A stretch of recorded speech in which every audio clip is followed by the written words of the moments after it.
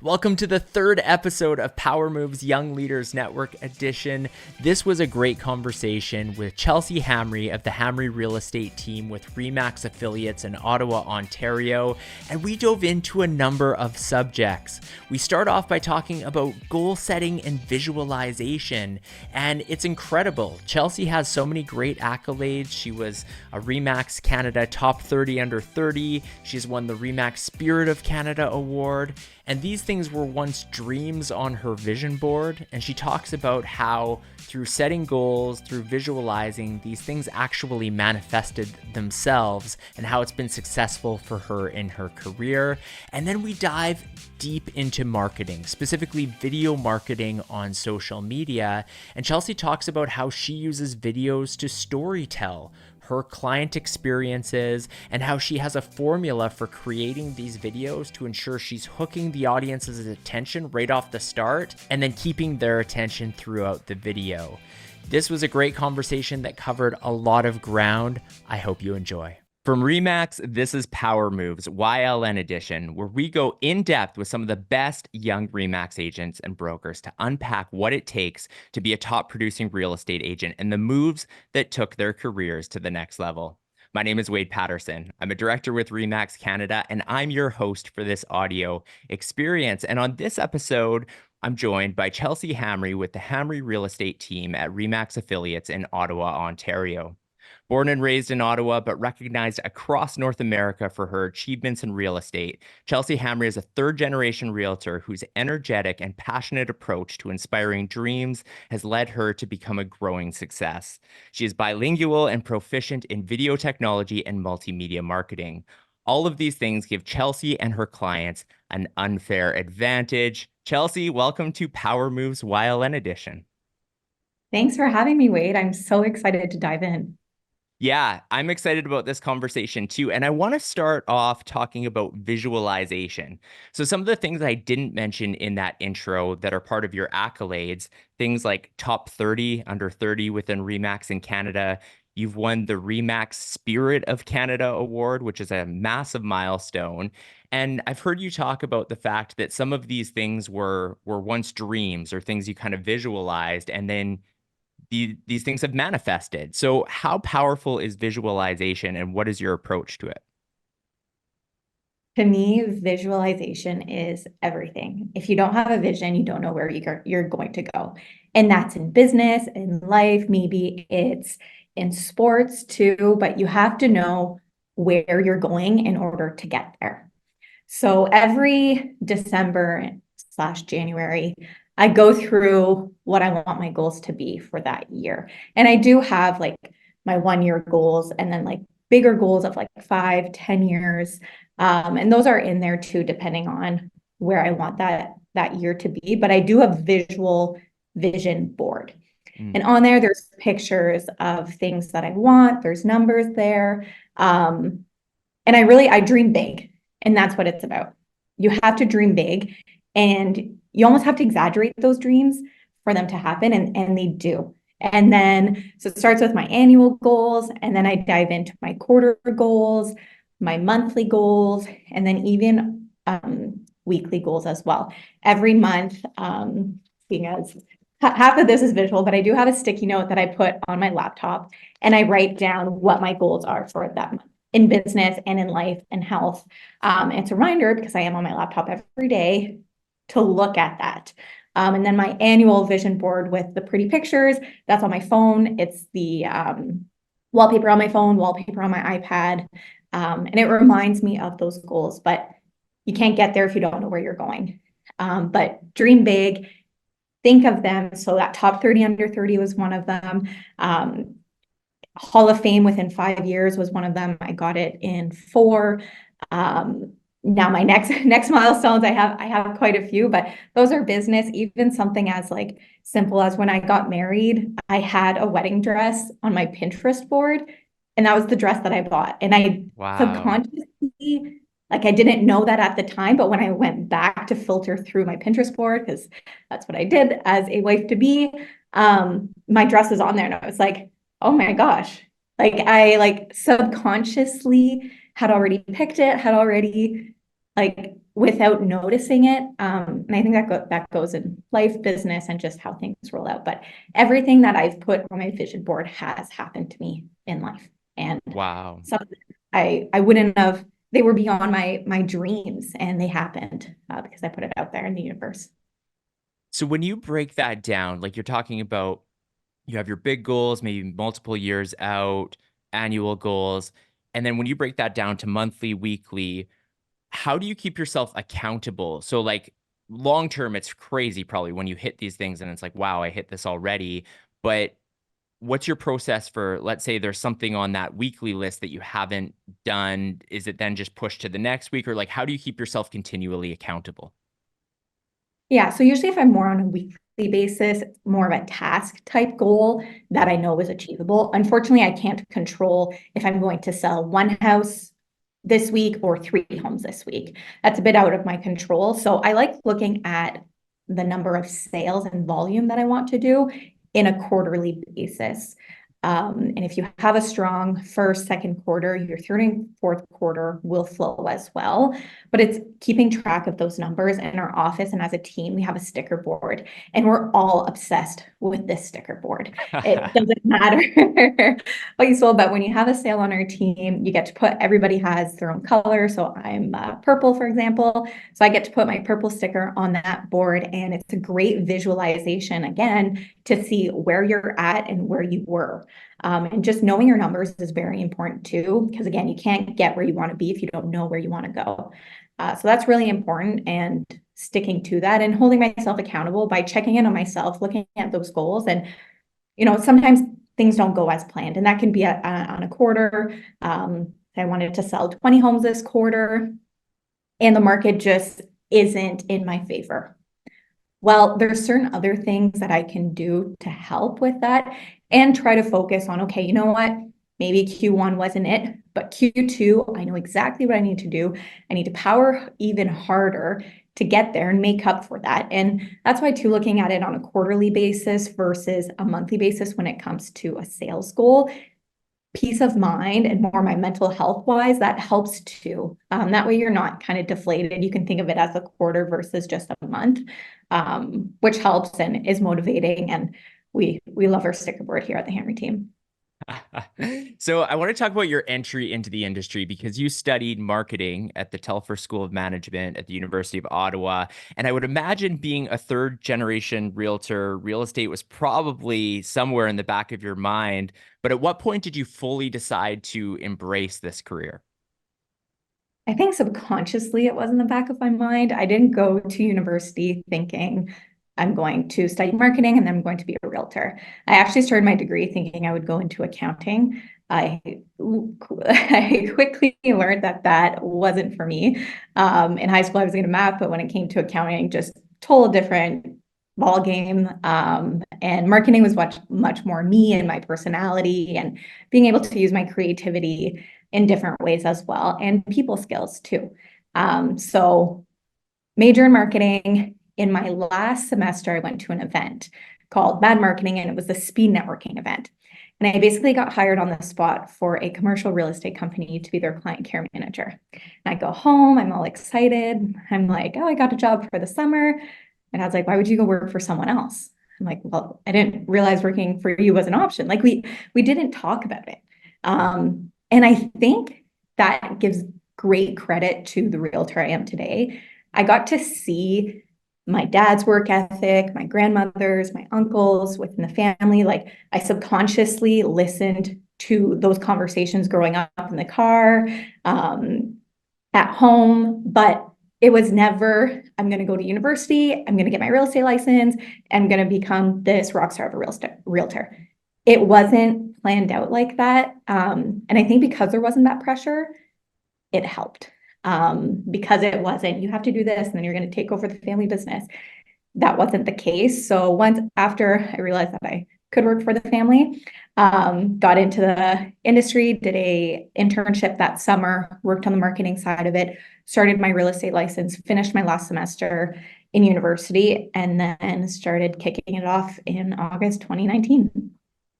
This was something I was chatting to Kelsey Blues about on the second episode of Power Moves YLN Edition, and that is sometimes assumptions that come around with regard to second generation, third generational realtors that it's a lot easier, right? Like, oh, of course you're going to be successful.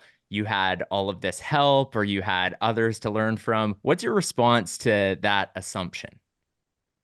People love making excuses for other people's success, and you don't know what's going on. And most of the time, those second, third, even fourth generation realtors that are killing it in the industry, they're not given anything because and I'm like this, I never wanted my success to be an excuse of who's my father, who's my grandmother, who's my uncle. I wanted it to be, definitely it helps to have Hamry as a last name, but I wanted people to know Chelsea Hamry, not Greg's daughter, Shirley's granddaughter. Those are names that I'm very proud of, but I want people to know Chelsea Hamry. And that was really important to me.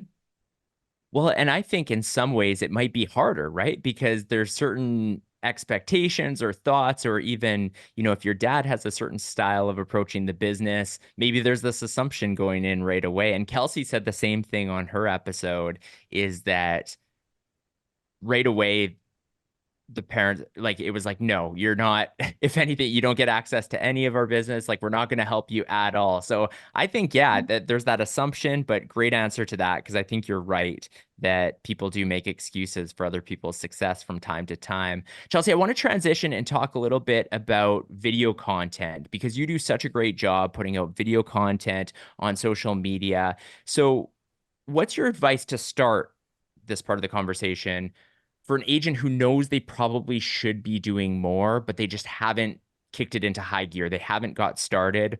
Why does that agent need to start doing video content? Because people need to know you're a realtor. Don't be a secret agent. You need to show up there and you need to be visible, because it could be a client that you're missing out. It could be a referral opportunity. It could be the growth of your business. And if you're not showing up on video and social media platforms, you're missing out on what could be your lottery ticket. There's so much opportunity there for people to get to know who you are before you even get to meet them. And you're also then attracting, back to that visualization, but you're also attracting the best type of clients because they get to see a glimpse of who you are. And people want to work with people they like, that they see, that they can trust. And you're getting to build that confidence already via video and via social media before even meeting what could be your lottery ticket of a client. Were you nervous when you started doing video content? Yes. And I look back at my videos and I've improved. But had I never started doing that first video, which was live, by the way, not Wow. even re-recorded, and it actually came back on a Facebook memory recently, and it made me laugh. But had I not just put myself out there, honestly, I wouldn't be where I am today. And you have to start somewhere. You have to be yourself. You have to be authentic. You can't overthink it. If you think of, oh, well, I don't like my hair this day, or I don't like my voice, or I don't like the way I look, well, you're not going to get anywhere. You have to just set in with the reality of this is who you are. You are awesome. You're a great realtor. Give yourself a little pep talk or laugh before and just go for it and be consistent. And I think there's a lot of lack there with people that might listen to this podcast or might go to a conference and they're so amped up. They're like, yeah, I'm going to go home and I'm going to do 10 videos and I'm going to post them all. But then they don't get a lead right away or they don't get business right away. It doesn't happen overnight. It takes time to build that. And it's the opportunities from being consistent that will really make you shine and make you stand out. But you have to start somewhere. And to be honest, your first video will probably be cringe, but post it anyways, and you'll just improve. And think of the practice over the perfection, and you'll get there. Can you think of a time now that you've been doing it consistent for a long time where that has led to tangible business? Like, do you have examples of that? Yeah, almost every day. I've had clients reach out where, and it's not, I'll kind of back up here. It's not necessarily I post a video, they reach out to me on Instagram, and then I'm helping them buy a house. It's not a copy paste type process. One example that I can think of is that I met a friend, or a now friend and a now client, at a friend's birthday party a couple of years ago, and followed them on social media, kept in touch. They see my content. They see my wins.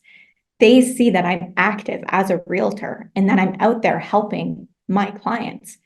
Fast forward 2 years later, her and her husband are contacting me to purchase their first home.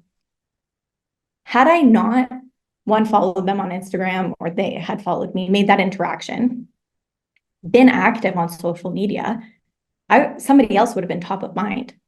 So it's not necessarily one video, one lead, one sale. It can take time to build, but you have to keep those relationships going. And when people start in the industry, like, rule of thumb is that you should contact 5 to 10 people a day to be successful. On social media, you get to talk, shake hands, and have conversations with hundreds and thousands of people at a time. So you're doing yourself a disservice by not utilizing the social media world. It's such a good point. I know sometimes people will see their view count and they'll be like, ugh, 80 people only viewed this video. And it's like, if you were in a room with 80 people and you were talking to them and you had their attention, that's crazy. Like, it's crazy to think that many people are listening to you. But for some reason, we put a different thought around it when it comes to social media.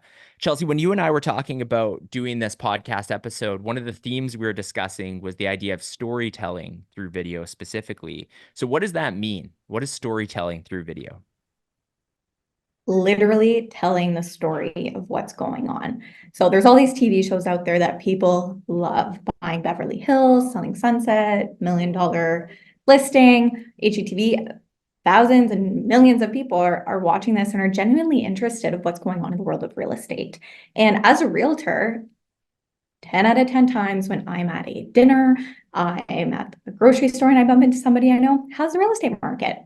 What's going on in the real estate market? We're in an industry that people genuinely want to know and are interested of what's going on. So when I talk about storytelling video, it's literally telling the story of what happened last night, what's going on in the market. Here's a success story from a buyer. Here's what happened with my listing, and here's how we were able to make this negotiation happen. Or, you won't believe what just happened. I thought this deal was gonna fall apart, but here's what we were able to do to pick up the pieces and put it all together. It's going through within a 1 minute to 3 minute period of what's going on in the world of real estate. And that's what the storytelling video really means to me. It's so smart. It's such a good strategy. I'm curious if you have kind of a pro tip for someone. So, people listening to this podcast, there could be all sorts of experience levels, how much video they're putting out. You already gave some advice for those who are on the brink thinking about, I should do this more or I should get started. But what about somebody who's already putting out pretty high level content? I'll give you an example to preface this.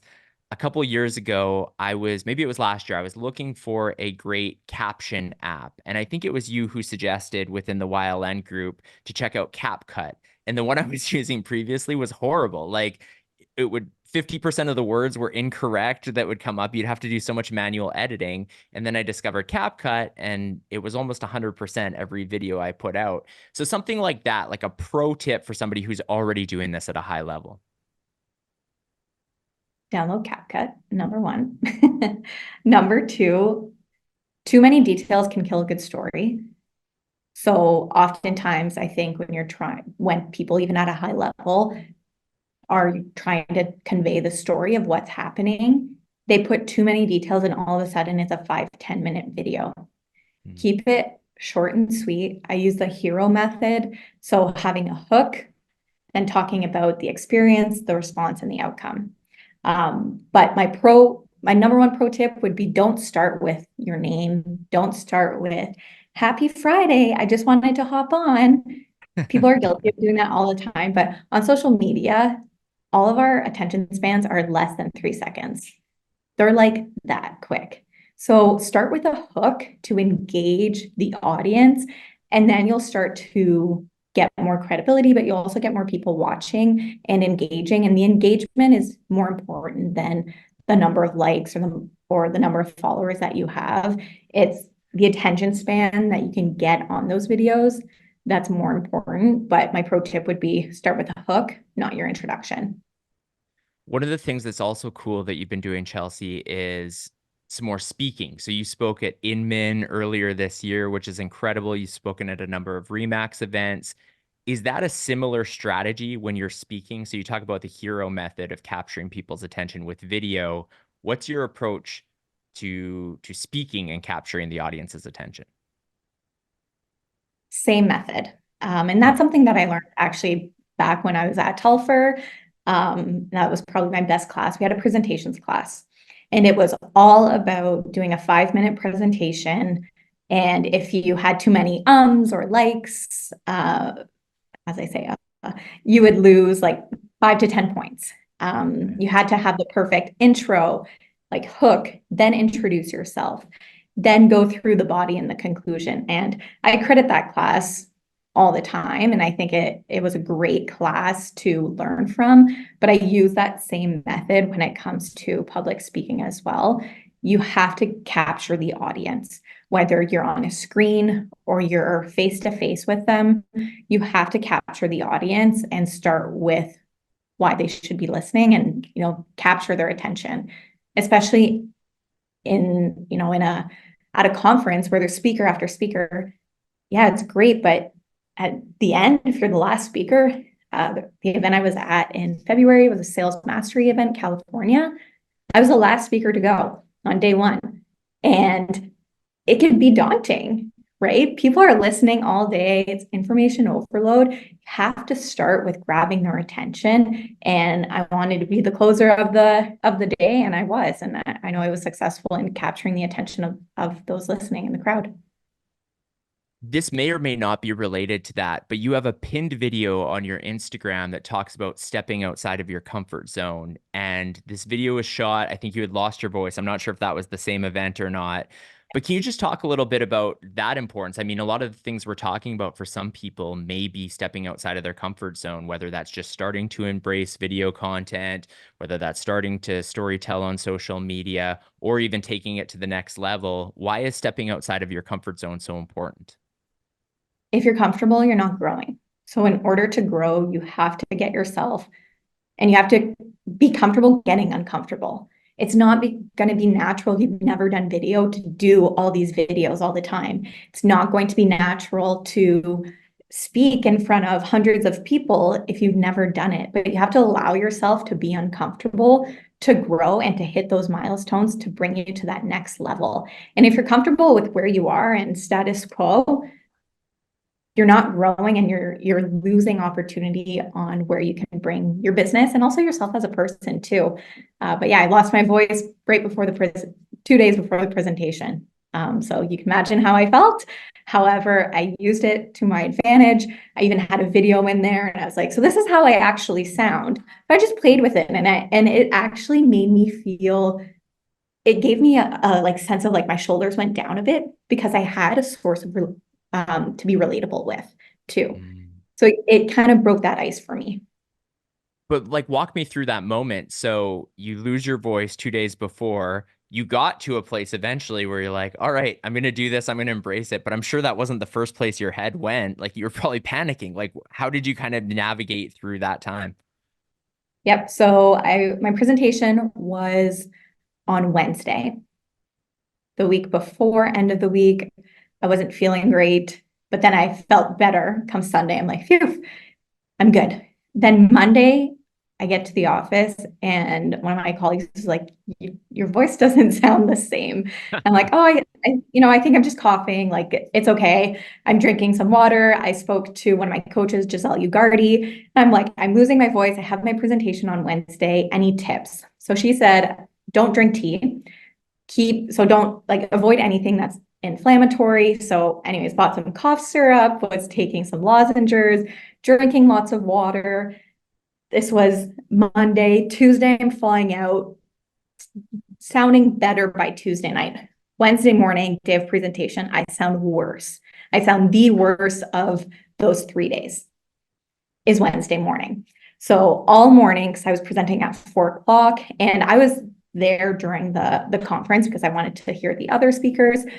I'm just trying to minimize my voice. I spoke with some people, but I was drinking as much water as I could. But an hour before going on stage, I just had another lozenger and I drank 2 bottles of water. And the people that I was sitting beside during the conference earlier in the day said, "You sounded better on stage than you did this morning." So something worked. It just, yeah, but even speaking to my coaches, I was like, I need to play into it. It's the only option. I'm not going to quit. I'm not going to not show up. It's just a voice. People can still hear me. I had a mic, right? Did I sound crackly? Yeah. But am I going to let that affect my goal? Am I going to let the other people down that are around me because of my voice being crackly? No, I'm going to show up, and I played into it, and it was good. People appreciated it. Got some laughs. Such a good attitude. I love it. Let's shift gears here again and talk about the Young Leaders Network. So before we hit the record button, we were talking about REMAX events coming up this year. And I know one that's on your calendar is the Young Leaders Network event, May 12th to 14th. This will be an interesting one because I actually think our maximum capacity is 100 for this event, which we might hit. We haven't hit that in the past. But if somebody's listening to this, they're on the fence of whether or not to attend, why should that person come? It is my favorite event. Last year was in Montreal, and that was my first YLN event prior to Banff, but first like full YLN event. Unfortunately, I didn't go to Kelowna. I couldn't go the year before, so Montreal is my first one, and I was so impressed. And I've been to a lot of events, so I have grounds to compare, but it was intimate. Everybody felt so close, a great like group of people, great sharing. Everybody had a seat at the table too. I love doing the round table type discussions. We had some great speakers as well, and the activities were so fun. And it created a real sense of bonding. It's not expensive to go to compared to other events. Yes, you're factoring in travel costs if you're coming from more of an East Coast, but it's a great event to go to, and it would be my number one recommendation if you're in the YLN Gap to go for it. You won't regret it, and you'll see us there. And you're a Young Leaders Network ambassador. So talking kind of to the greater program of Young Leaders Network, what value have you gotten out of being a member and an ambassador? Mind sharing, even support of referrals, but also support of here's what's going on and I'm not sure how to handle it. Or what's your market like in Vancouver, in Toronto, in Halifax? Getting that sense of what's going on across the country adds value for me to my clients as well. And I know, and the REMAX network does such a great job at that, is having those bonds and those referrals. And it's created such great friendships and support. And it's something that I definitely cherish. Chelsea, this has been such a good conversation. I think you've shared a ton of really good value, not just with video content, social media, but just mindset, I think, and attitude toward things. You have such a good attitude. I'm curious, since this is Power Moves YLN Edition, we like to end every episode by getting the guest's power move. So what is your power move when it comes to real estate? Personal branding is my power move, whether that's in person, on video. I really dive into who I am, where I work, in terms of city and who I work for. And that's been a big strength of mine, and being able to be Chelsea Hamry and leveraging that as a brand too. Awesome. Chelsea, thank you so much for joining me on this episode of Power Moves YLN Edition. Thanks, Wade.